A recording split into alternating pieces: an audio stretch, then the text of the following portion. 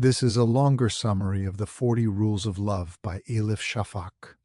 In the stillness of her predictable life, Ella Rubinstein believed she had finally arrived at stability. A comfortable home, a long marriage, 3 children, routines that never surprised her. Everything was ordinary, steady, and safe. But safety, as she would soon discover, can sometimes feel like a cage disguised as comfort. One day, as part of her new remote job reading manuscripts, Ella receives a novel titled Sweet Blasphemy. She doesn't expect it to affect her. But from the very first page, something inside her shifts, subtly like a window opening in a room she didn't know was stuffy.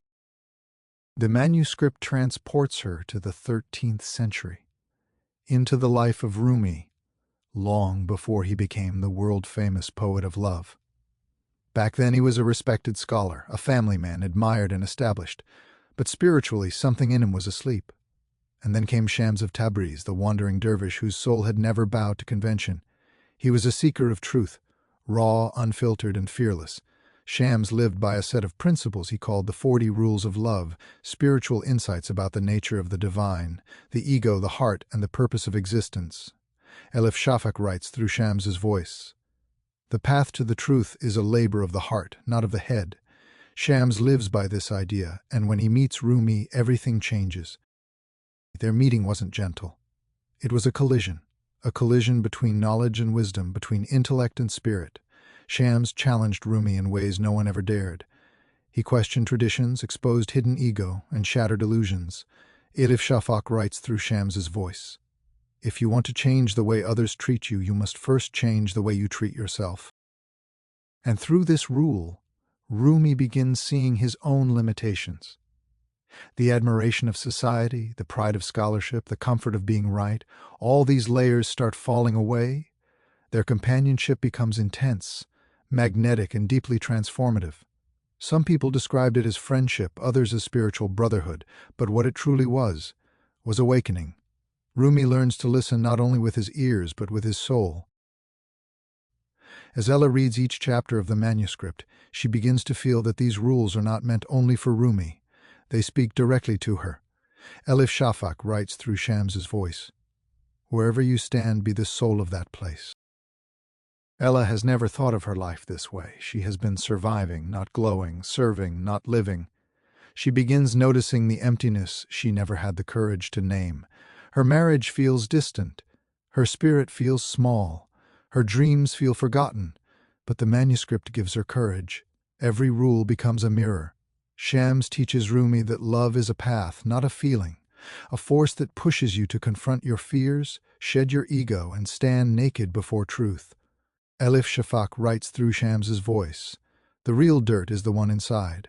The rest washes off easily." Ella feels this deeply. She realizes she has been carrying years of quiet resentment and loneliness, covered with polite smiles. As Rumi transforms, so does Ella.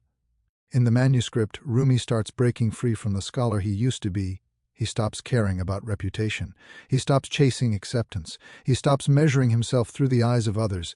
Instead, he starts looking inward, into the vast universe that Shams teaches him exists in every human heart, and at the same time, Ella begins her own transformation. She starts questioning the limits she has silently accepted. She begins writing, rediscovering her inner voice. She starts feeling again, truly feeling. She contacts the author of the manuscript, Aziz Zahara, and through their messages she finds connection, vulnerability, and the courage she has been starving for. Not because she falls in love with him, but because his words remind her of the parts of herself she abandoned long ago. But great love, especially the love that awakens the soul, is rarely welcomed by the world.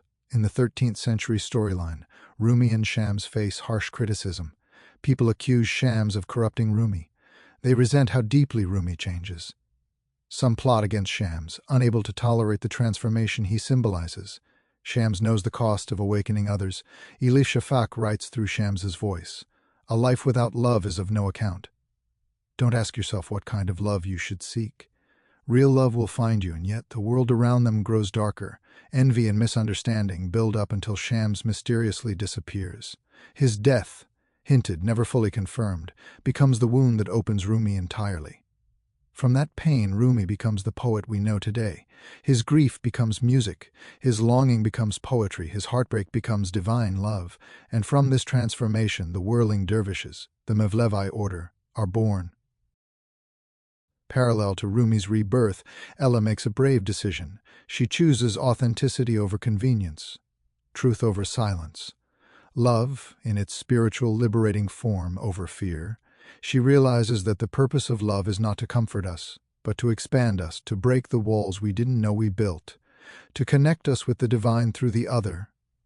Her journey is quieter than Rumi's, but no less profound. She leaves behind the version of herself that lived half asleep. The 40 Rules of Love teaches that true love, whether divine, romantic, or spiritual, is the force that transforms us. It challenges ego, reveals truth, and opens the heart in ways we never expect.